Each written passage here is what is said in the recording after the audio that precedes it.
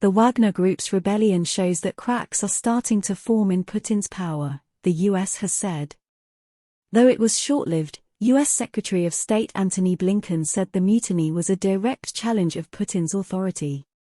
Mr. Blinken told U.S. media, "We've seen more cracks emerge in the Russian facade. It is too soon to tell exactly where they go, but certainly, we have all sorts of new questions that Putin is going to have to address in the weeks and months ahead."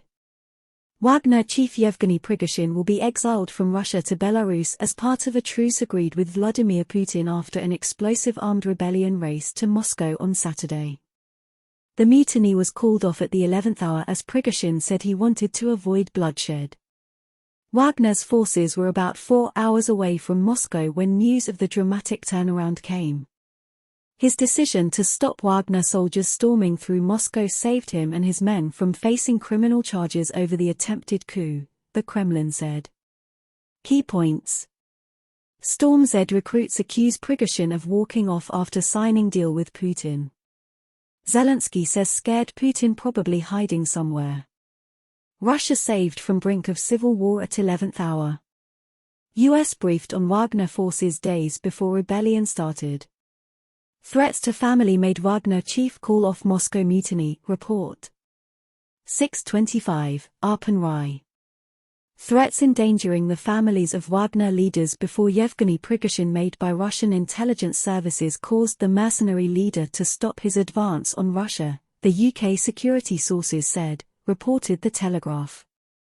In a separate assessment, it has been found that Wagner mercenary force had only 8,000 fighters for advancing on Moscow rather than 25,000 as claimed. They were also likely to face defeat in their attempt to take the Russian capital, the report added.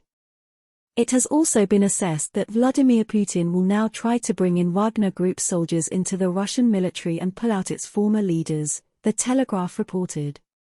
The group's forces, led by Yevgeny Prigozhin, were just 120 miles from Moscow before the rebellion was called off to avoid shedding Russian blood.